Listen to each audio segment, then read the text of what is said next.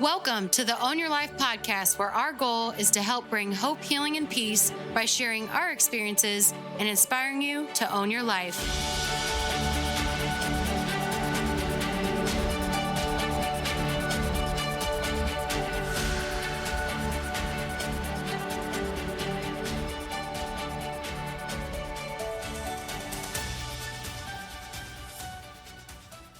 Hey everyone, welcome back to the Own Your Life podcast. Today, we have a very special guest. He is a background as a stuntman, fight director, college professor, artistic director, and comedian, and he is known as the corporate action hero. Welcome, John Davis. Well, thank you for having me. I'm really excited to talk about how we all have owned our lives.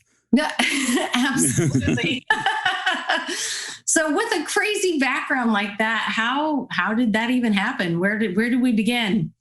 Oh, it is a crazy background. Back when I was a young man, I wanted to be a swashbuckler, sword fighting man all over the world.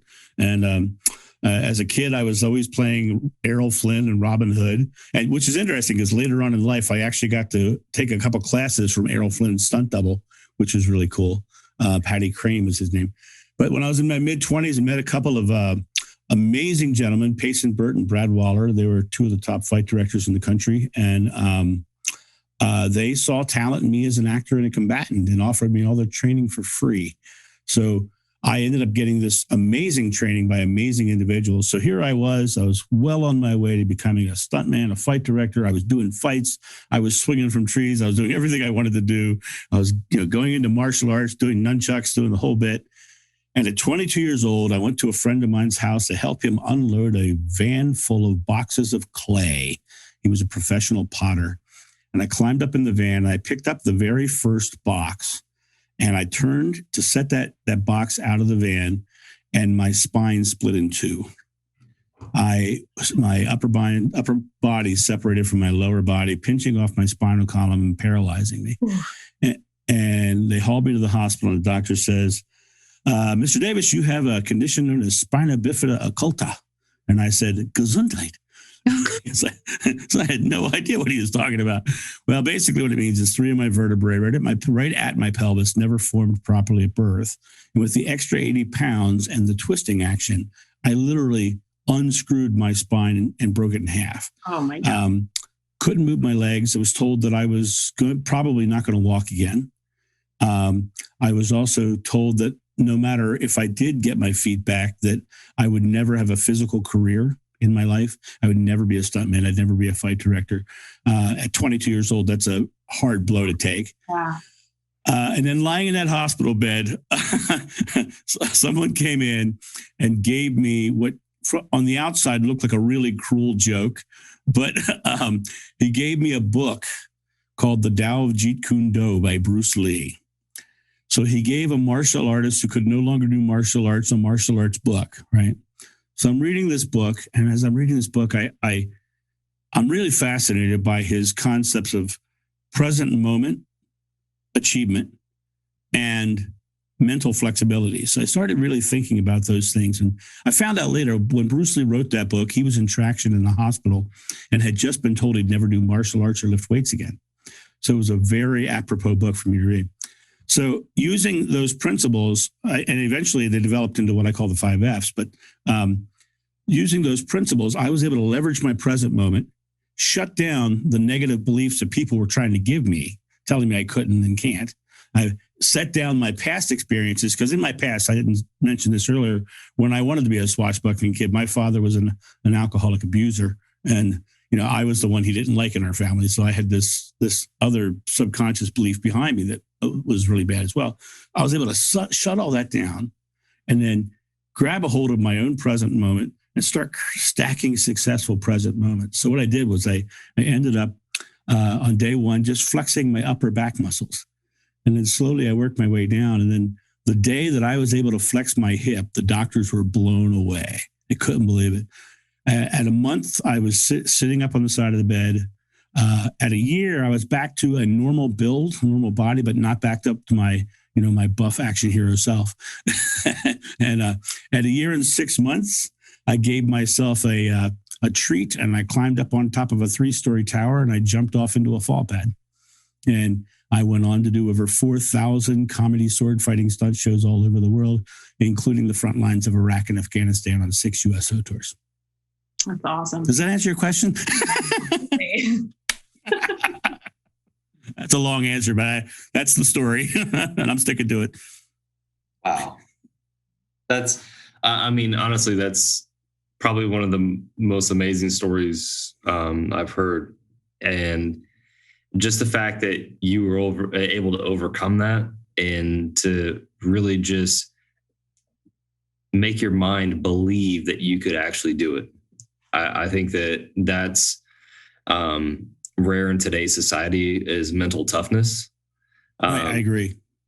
And so with mental toughness, how do you go into, because I know you speak all over the world. With mental toughness, how do you actually teach people how to have mental toughness faster so they can build teams around that? Because I think that's something that's rare in today's society. I'm going to reframe a little bit of what you just said. Okay. Even better. Okay. So you only live in one present moment. It's the only moment you can think, do, or say anything.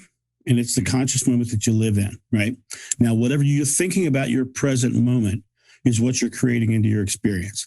So if I think I have to be tough, that means I am believing that things are hard. And I don't believe things are hard, and I don't think life has to be a struggle. I think that I'm just making successful present moments here and now, and I'm not going to focus on anything except for a positive outcome. Does that answer your question? Oh, I could give you a hug.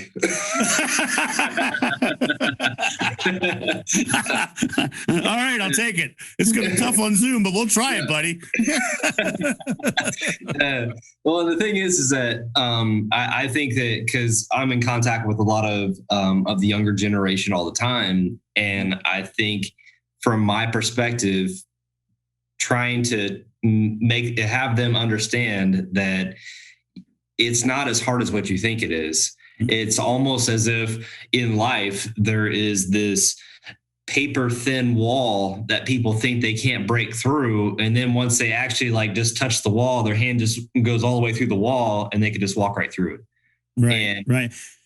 It's just tough. I'll give you another one. Now I mentioned the present moment being the one moment you experience, right? Mm-hmm. Most people and most of those kids and students especially will think of this giant future that they're trying to achieve as something they have to struggle to get to or something they have to get to. But that's not the way the conscious mind works.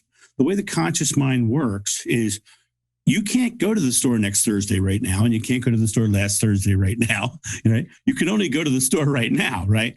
The way that giant goal is achieved is by making successful present moment actions here, small ones, and stacking them in alignment. And that future is drawn to you because when you experience it, it's going to be in your present moment. It's not going to be in the future. So you're actually drawing it to you by the small, little, tiny successes stacking on top of each other. And that's how it comes to you. Yeah, that's awesome. We've talked about the compound effect a lot, and that is just tiny decisions you make daily that are going to get you to the life you want. Because I think some people just, they give up too easily because they see these goals or things that maybe they're taught they're supposed to have, or it was their dreams and goals themselves. And they just get overwhelmed and they give up because it just seems too hard or too far away. And, oh, how could I do that? And I think it's really that shift in the thinking that we have to do in order just to make one small little change and do that repetitively over time to reach that goal. Right. No, absolutely. I'll tell you something else that's really cool about what you and I just said was those small little steps, right? What's going to happen is you make those small little steps successful. They're going to get stacked in your subconscious mind as a successful moment. And what's going to happen is your subconscious mind is just filled with present moment memories and experiences that have been put in memory. And so the more you can stack present moment successes in there, your subconscious belief changes. And so suddenly your success and your achievements start getting on autopilot because now you're actively, consciously reacting from a subconscious belief that's positive. But you've got to make sure that you're staying very present and making sure that this moment is as positive and successful as it can be so that you can change that subconscious belief. What happens for me is like, I laugh at life right now. I find life really funny in general anyway, but I just, I laugh at everything. But there was a time in my life I didn't. And it's because of the fact that I've achieved everything I've ever put my mind to after that accident, right? And that accident showed me that I can do anything. And I was really, really fortunate in the fact that when I started studying how the brain works, I also at the same time was studying all the different spiritual texts in the world. And I found all the same information that I was finding in what I was learning from my experience was in all of the texts that are out there too. There's a universal truth that seems to be out there that we all can tap into. Buddha says, what you think you become, you create your world. Gandhi says, you must be the change you want to see in the world. Krishna said, you are the culmination of your thought. And Jesus said, whatever you ask in God's name is granted. But Moses said that God's name is I am. And I am is just a moment is a thought about your present moment. And so it really comes down to what are you doing here and now and making it as good as you possibly can. Does that make sense? Absolutely.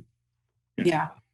Yeah. And I think that's really hard for a lot of people, at least for even the last year, I think was very eye-opening to a lot of us of maybe how society is just not as strong as we thought it was mentally, and able to overcome challenges and just even fighting fear. I think fear has overtaken so many people, especially in the last year. And I know that's one of your F's. So maybe that's a good segue to talk about your 5 F's of achievement.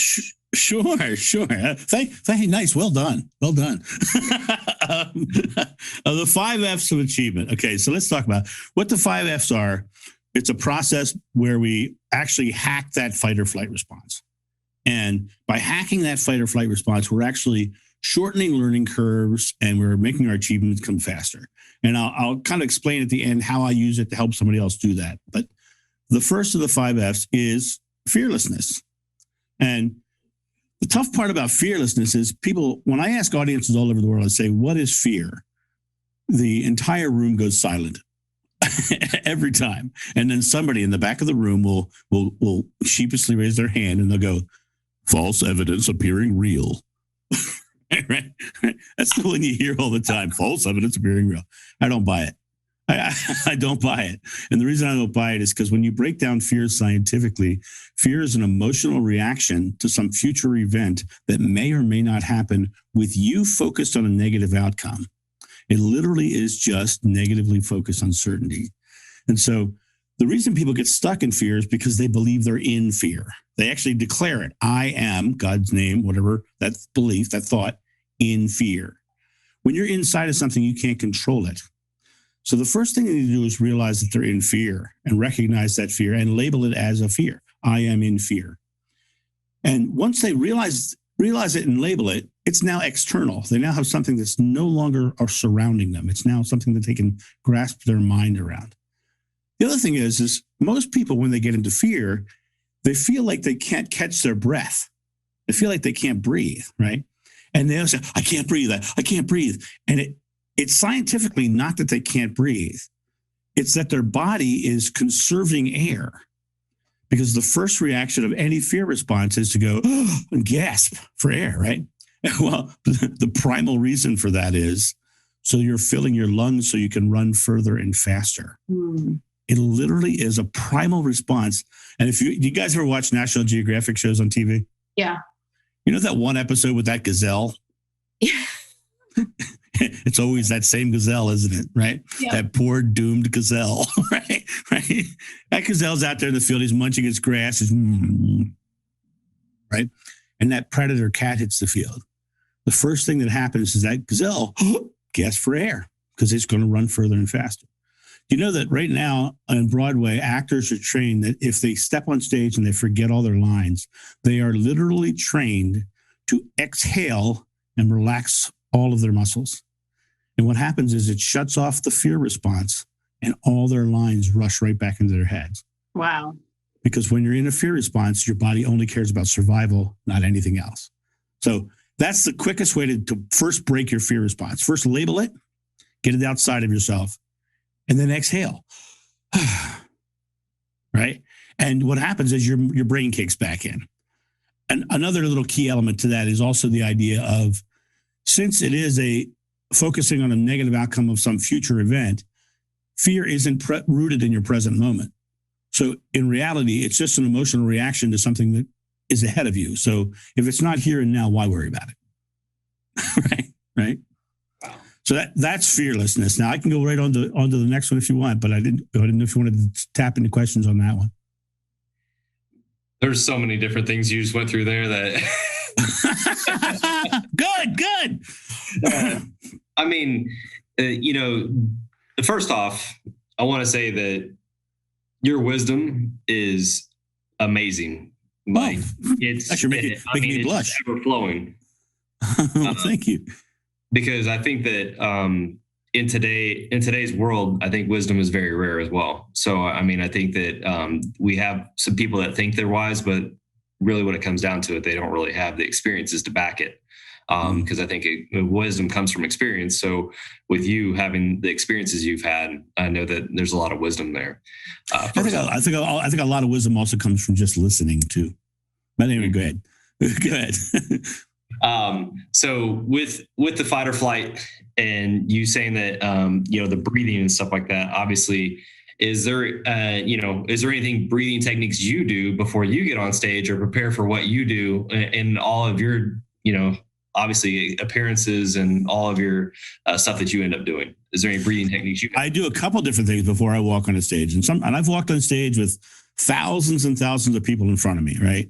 But when I walk on stage, before I walk out there, I do two things. I exhale, because I get stressed right before I go on if I get my head wrapped around what I'm about to do.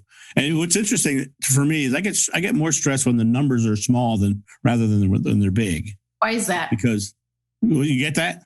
I said, why is that? Oh, why is that? So you get that. Because it's interesting. I'm used to playing to large audiences.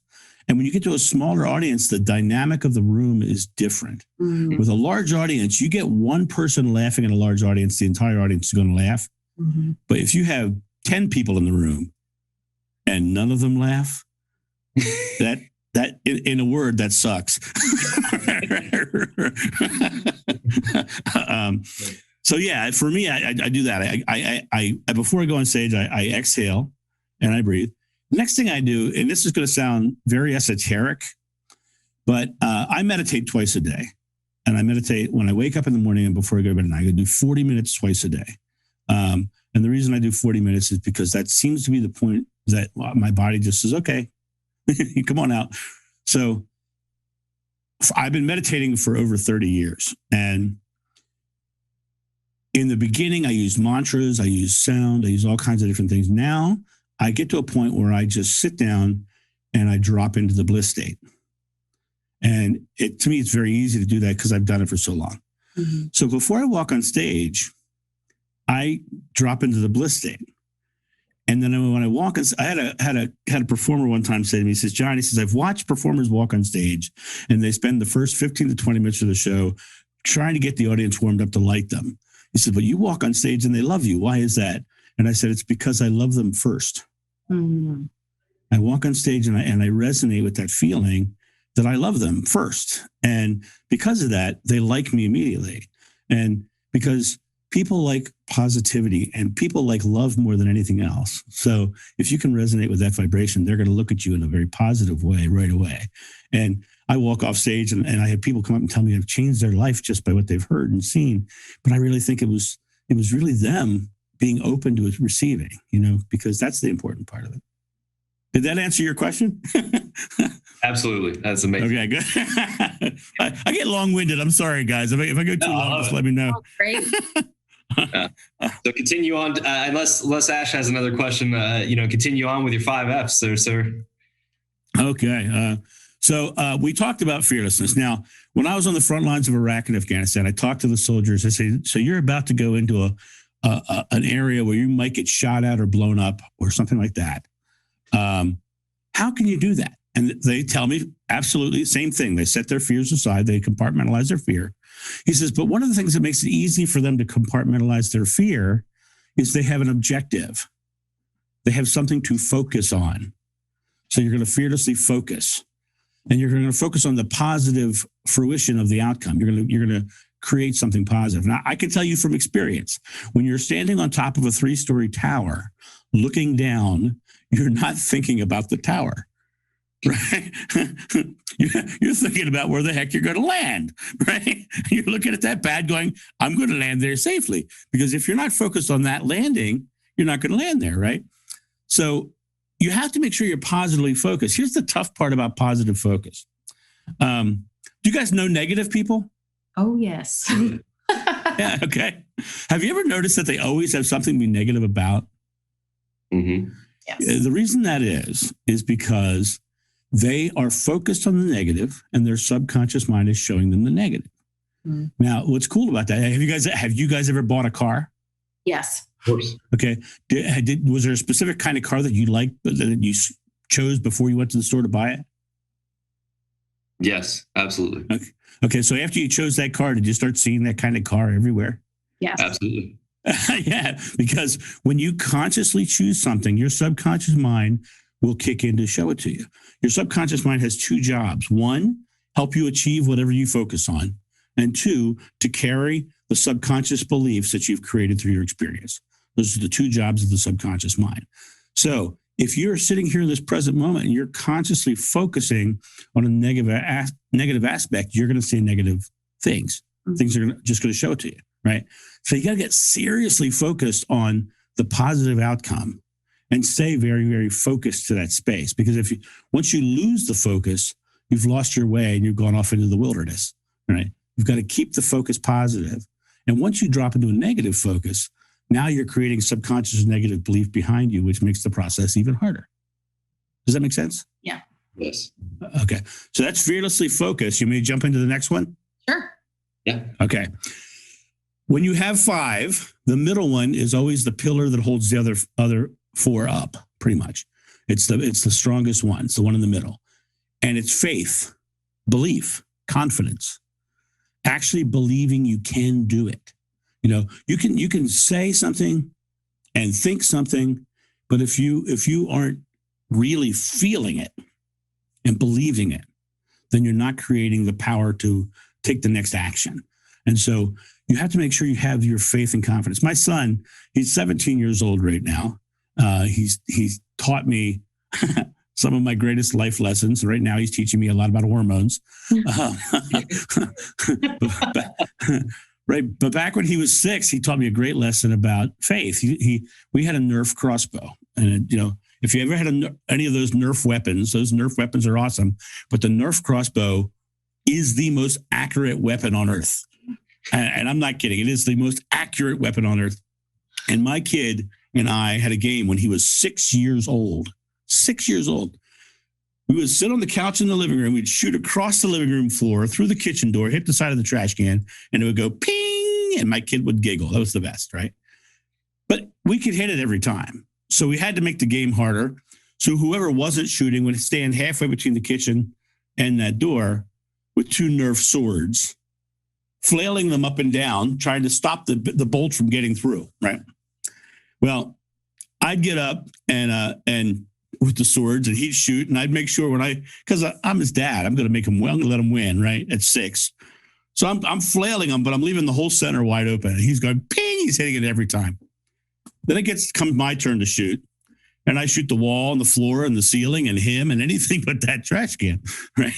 And about the 4th or 5th time, he says, Dad, I know why you miss. I said, why, Kynan? He says, because you don't believe you're going to hit it. Wow. Right, he's my little Yoda, right? You have to believe it. You have to have that faith or that confidence behind it. And if you don't have that faith or your confidence behind it, then you've got to stop and go, what's the fear? Why don't I believe? What's the subconscious belief that I have that was given to me in my past that is making me not have confidence or belief in this outcome? Because those are the things that need to be addressed to achieve anything in your life. You've got to tap into that response that's behind you. And clear it out. In Christianity, they talk about it being born again, And really, in my mind, what that means is set down the things that limit you, and start new, start fresh, try something else, So to me, it's really important that we take this moment in faith and say, I can, I will, I'm going to. And really dropping into that I am moment. I am doing this, period. That's what got me. It's part of the stuff that got me out of the bed. That was me literally not letting someone else give me an I am moment. Instead, I took my I am moments. I am going to be a stuntman. I am flexing my upper back muscles today. I am flexing my hips today. That was huge things, and celebrate every success. So we got fearlessly, focus with faith. The next one's the hardest one of the 5, and it's follow through. Actually doing something, getting up and doing something. People get really in their fear. And if they're not taking an action, it's once again a fear. There's some reason, something that's limiting them from moving forward. So they actually have to get up and do something. Now, let me tell you an interesting thing. When I do my main corporate action hero speech, I choose the most timid person I can find in my audience. I bring them to the stage. I put them in front of thousands of people, right? So automatically, I know their first fear is that they're in front of thousands of people. They're in front of their peers, right? So they walk on stage and I say, thank you so much for coming. And I start giving positive reinforcement. Then I turn to the audience and I say, isn't she a rock star? And they cheer for her. So I start getting positive reinforcement from the people she was afraid of not having positive reinforcement from. Immediately clears her up, right? Then I start talking to her about fishing. I say, have you ever been fishing before? And she goes, yay or nay, doesn't really matter. I said, today I'm going to teach you the best way to cast a fishing rod. Okay? She says, yeah. And I pull out a bullwhip. Right? And she gets this look on her face. I said, no, it's a fishing rod. And we talk about fishing. My job is to manage her fear through this process, right? So I want her thinking easy fishing. I don't want her thinking, pain or danger or, other things that come with a whip. Anyway, so I want her thinking in a very calm, serene way, right? And so I get her doing that. Then I get a portion of the audience to make fish faces, quite literally. Like this, right? So now she's laughing, right? So I got her laughing in a moment of stress instead of being stressed out. Then I say, all you have to do now is pick out which fish you hate the most and cast your fishing rod, right? And she casts the fishing rod and it cracks. I said, did you hear that? You heard it. Do it again. She cracks it again. I said, did you hear it? She says, yeah. I said, so you already know how to make it crack. Now, you see, I'm nodding my head into the camera. On the podcast, you're not going to see this, but I'm nodding my head. I'm giving her positive reinforcement. You already know how to make it crack. I repeat that 3 or 4 times. So she hears me tell her that she's no longer in the learning phase and she's now in the knowledge phase. She now knows this part. And I go, so you already know how to make it crack. So then I do the next thing. I put her to the last of the 5 F's, which is flexibility. And I'll tell you about flexibility after I finish this story. I pull out a target and I hold that target in my hand. And of course, she gets afraid. And I turn to her and I say, look at me. Did you hear it crack? She says, yes. I said, so you already know how to make it crack. I promise you're not going to hurt me. Because I know her fear right now is that she's going to hurt me, right? I say, I promise you're not going to hurt me. All I want you to do is look right here where you want to hit it and then cast your fishing rod. And she casts her fishing rod and hits the target every time. And the reason that works is because fear is your thought is the one limiting factor for anything that you achieve in your life. And if you can manage the fear, number one, and you can stay flexible in those moments, getting faith. We were giving her faith through our positive reinforcement, right? So we got her fearlessly. We got her focused on what I wanted her to do. I kept her in out of the fear state. I put her positive faith statements into her head that she already knew how to do it. And then I got her to actually take an action and crack a whip. And then when I pulled out that target, something came up that seemed contrary to what she wanted to do. She had to remain flexible in that moment. And so by remaining flexible in that moment, I was able to then get her to just cast her fishing rod and take the action. And she does it. And guess what? She does all of that in less than 5 minutes. Wow. It's incredible to watch. I'm always amazed when they do it. Yeah. And I've never been hurt, not even once. That was a sight joke for you podcast folks. I acted like I didn't have a finger, okay? Wow. That's just the fact that you can get that process to follow through with that fast is amazing. And it's amazing how many limitations people put on themselves just by not being able to follow through on certain things or create actions or have enough focus to even get to that point. It's amazing of that. The simplest way to put it is what you think you become. Yeah. And so if you are thinking anything but positive achievement, that's what you're creating into your experience. The universe is, if you look at it from the idea of Albert Einstein, he said there's nothing solid in an atom, right? So everything you see and experience is made of an energy event. Nothing solid there, right? Even your hand, even the air between me and the camera right now is made of atoms. Now, noetic science with Edgar Mitchell, do you know about noetic science at all? No.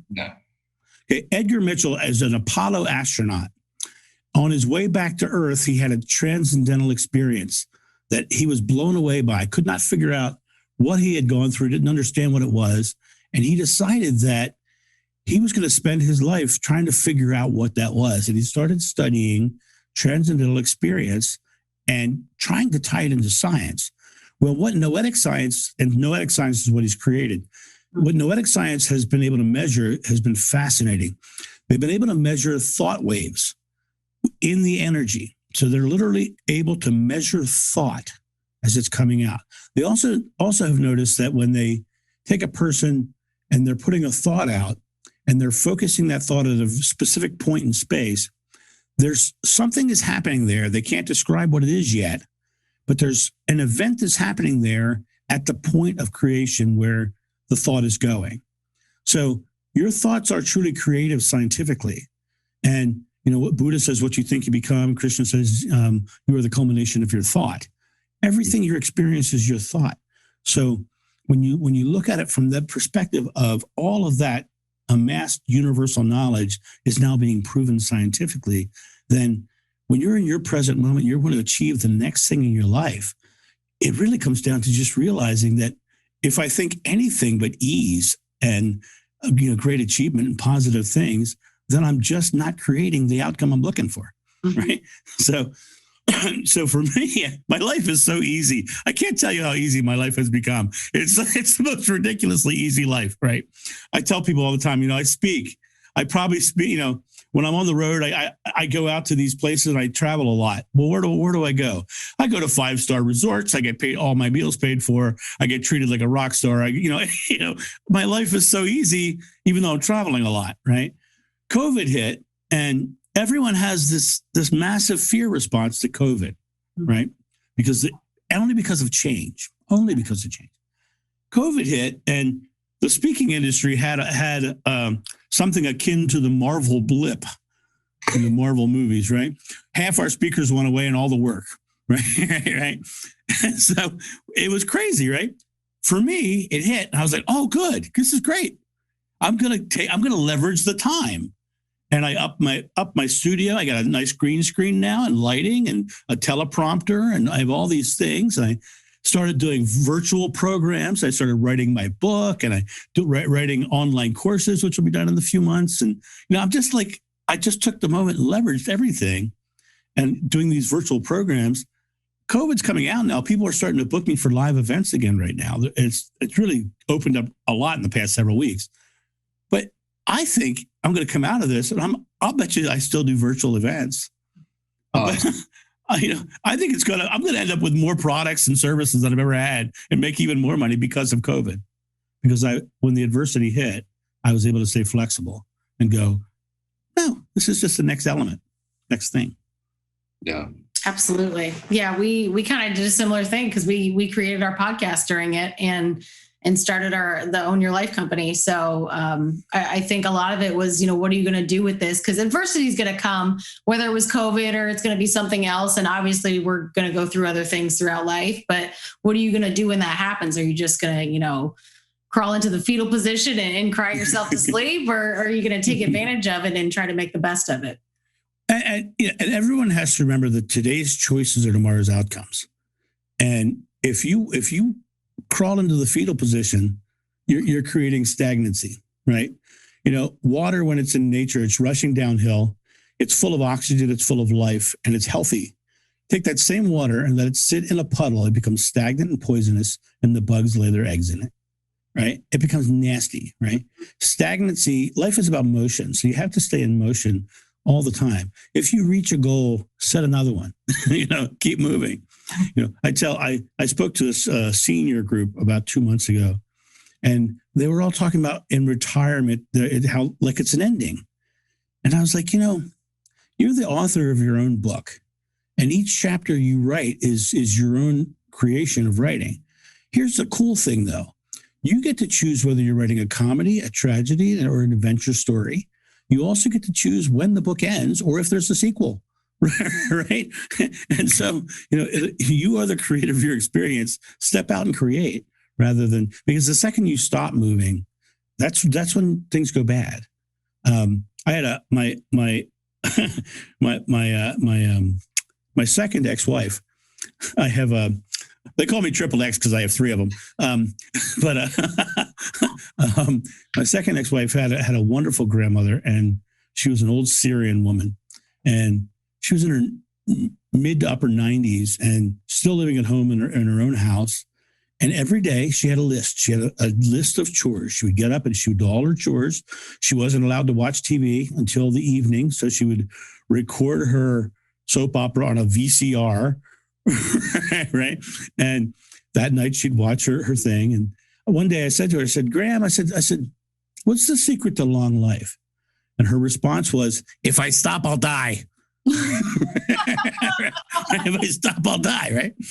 Well, the last year of her life, her chores became prepare the house for the kids and get the house in the kids' names and get all the paperwork done for the kids. And she went through the whole process. And then she moved out of the house and stopped and was dead a month later. Wow. Right? Yeah. So it literally comes down to that. Her belief was, if I stop, I'll die. But then she chose to stop. Wow. Right? So, we all have that same experience. We are the controller of our life in every moment. I've gotten my black belt. I've studied more fighting styles than you can possibly imagine. I've worked with movie stars. I've done, incredible things in my life. And it's not to brag. It's just, it's to literally say you can do the same thing. You can have any experience in your life you want. It's just a matter of believing you can, setting your fears aside and acting upon it. And then when something comes up that seems contrary, staying flexible in that moment. And where Bruce Lee used to say, be like water. You come to a rock in the river, you flow around that rock or through that rock, but you don't let it stop you. The way I look at it is this way. When something comes up in my pathway towards my goal, it's because my subconscious mind has kicked in to show it to me. Because I'm focused on a goal, my subconscious mind is going to show me the things I need to deal with to get to my goal. Mm-hmm. So when something comes up that seems like it's going to stop me, I don't let it stop me. I just go, I have to deal with this. I have to focus on this, right? And I have to clear this out, move it out of the way, incorporate it into the business, whatever. But that's the mental process of it, is realizing that you as a creator always get your goals and nothing can stop you. Wow. That's awesome. I'm throwing stuff at you like crazy. Sorry, guys. That's where you just do the mic drop, right? You just do the mic drop, right? Johnny out.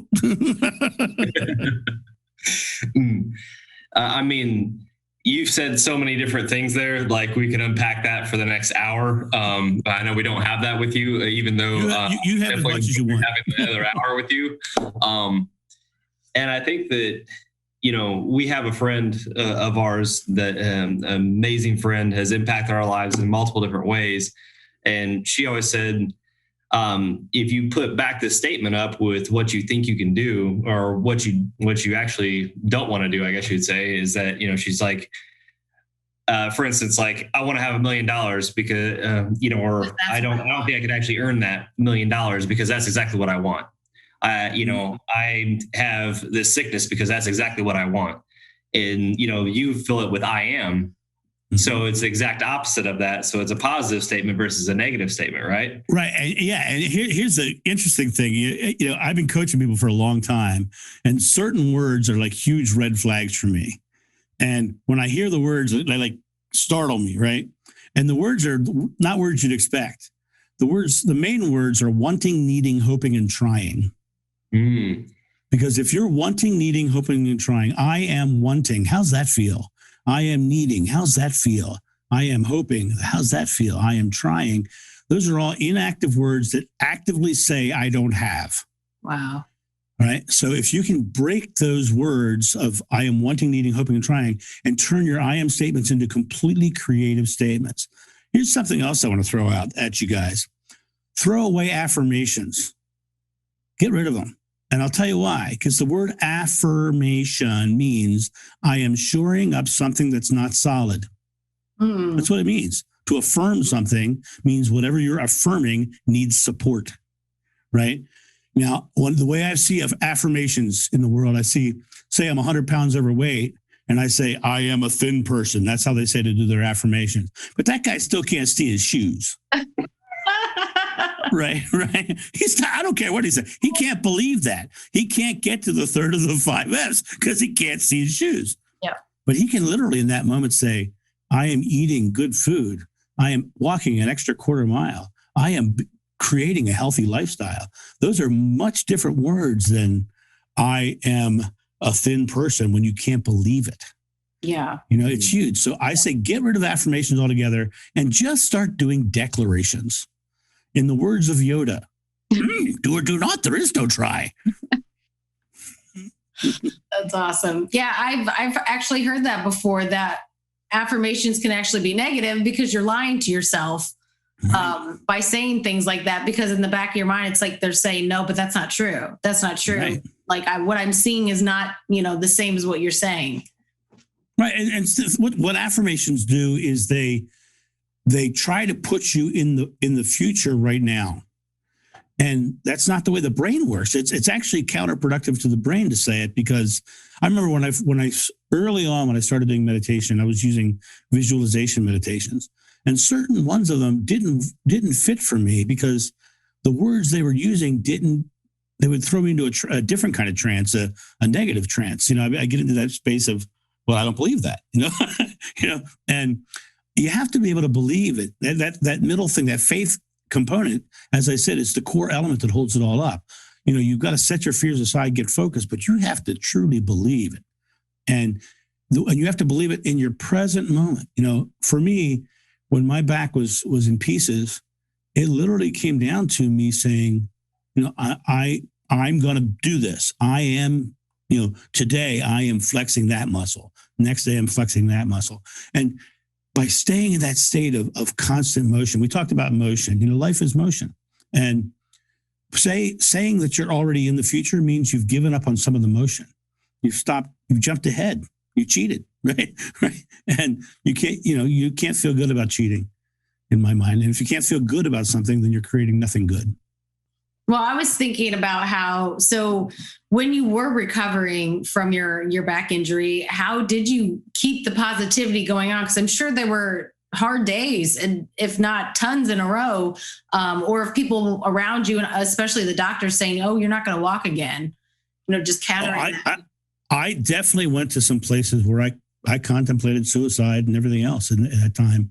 And I did have hard days. But the thing is if I could celebrate the small moment successes, and I could stay with this, today I flex my upper back muscles, right?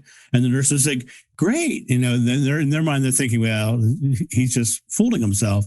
Yeah. But I just did it. Recently, like last year, I was having all kinds of illness. Like I was getting sicker and sicker, and I couldn't figure out what it was. And I went to the doctor, and the first thing he said is, well, we think you have a blood clot in your leg. And they took me to the hospital, and they didn't find a blood clot. I said, well, we think it's moved to your lung. And now they checked my lungs. That's not my lungs. Well, we think you have congestive heart failure. And it wasn't congestive heart failure. We think you have, we know your blood pressure is up right now. And okay. So they gave me blood pressure medications. And by this point, I'm on like 6 or 7 drugs, right? Wow. Then they say, Well, we think it might be sleep apnea. And there was definitely some sleep apnea going on. I definitely had some sleep apnea going on. But nothing was getting better. And I was on this massive diet that they put me on, and I wasn't losing weight. I was gaining weight on their diet. And at one point, I was on 6-7 drugs. Now, interestingly enough, I never took drugs in my life. I didn't even take recreational drugs in my life, right? right. I never did. And here I was with all these pills going into my body for issues they said that I had that I didn't have. And at one point I said, why am I doing this? I know better. Yeah. I know it's not them who's creating my experience. And I just stopped and I took a breath and I relaxed. I said, what's going on with me? And I just started looking at my own experiences, and I discovered I really have an issue with carbohydrates, right? And so I took all carbohydrates on it and jumped on this thing called the Carnivore Diet, which is really interesting. I never tried it before, so let's try it. My eyes went from brown to green. I lost 70 pounds in a month and a half. My blood pressure went down to 120/80. Everything went back to perfect health in like 2 months. And I took myself off all their drugs. But had I just followed what they were saying, it was taking me down a different road. I had to take control of my own experience and find out now I'm not in any way, shape, or form telling people not to listen to their doctor, because you can get sued that way if I said that. I'm not saying that. I'm saying that you need to take control of your own life. And if the doctor's saying makes sense to you, then great. But for me, I had to take control of my experience and realize that I create my own outcome. And right now, I everything is great. I feel really healthy, and I'm doing just amazing things. This COVID I have a walking park right behind my house that goes back through the woods. So like I go out and I walk the park and I do all this. So to me, it's all been great. So, but yeah, I had to control my own life. That's awesome. Obviously, that is our main thing is owning your life, and with that, not just taking everything that you hear and believing that is truth and like, oh, well, this is what I have to do because so-and-so or the whole group think, which I think is very prevalent. And I think it's just important that we take the information in, but we also analyze it too, and not just, do things without thinking. Because we actually did a podcast a week ago that was all about thinking about boundaries on your mind, just because that is such an issue with people just letting their thoughts run crazy and then, not liking their life, years down the road and not knowing how they got there.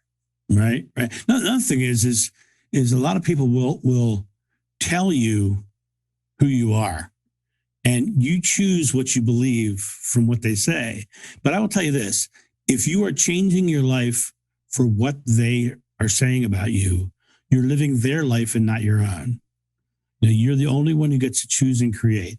The biggest lesson I learned from my 3 ex-wives was that you can love somebody without giving up yourself. Every one of my marriages went south because of the fact that I changed who I was for them. And they didn't like me after I changed for them. So if you want someone to love you for you, you have to be you. Because the second you're not you, they don't love you. Right. So it's really an interesting element, that whole element of loving them first. But, just like they say in the airplane, when the oxygen masks fall, put your own on before you help somebody else. It's the same thing in this. You've got to feed yourself first and build yourself up. One of the biggest mistakes I hear people make in relationships, I hear people say, they were the love of my life. And you've just declared in your present moment that there's nobody else. Yeah. You just literally declared that. So I said, no, they were the love of that part of your life. Now, if you really want to find a good relationship, go out and find out the things you really enjoy doing and do them, and talk to people who are there doing them too. Right. And then you're going to find people who are like you, who enjoy you, and strike up a conversation without expectation and watch where it goes. And your relationship will come much faster because you're not putting expectations on it or judgments on it. So. That's awesome.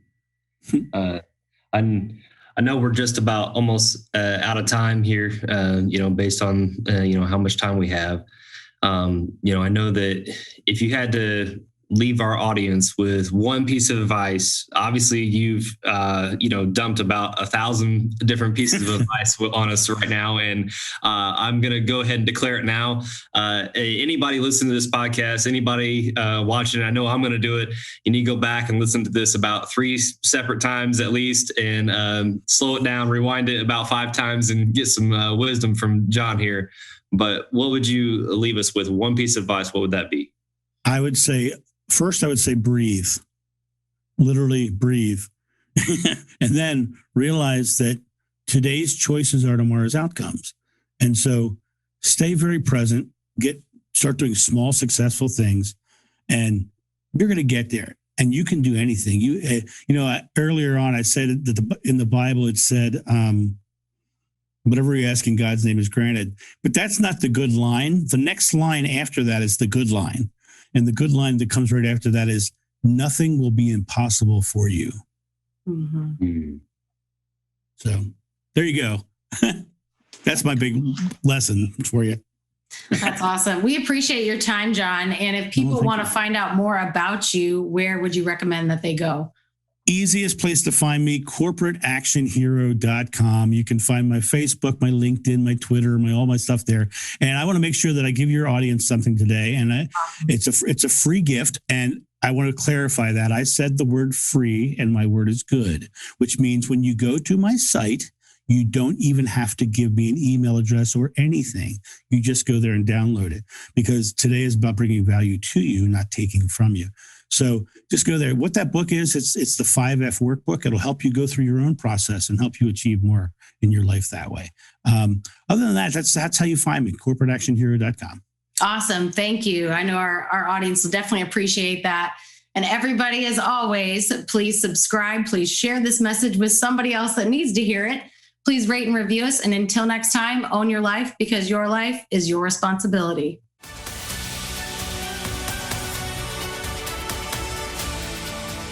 Thank you all for listening. If this added value to you, please click subscribe and rate and review us. You can also find us at Own Your Life Co. on Instagram and Facebook, and ownyourlifeco.com. And as always, own your life, because your life is your responsibility.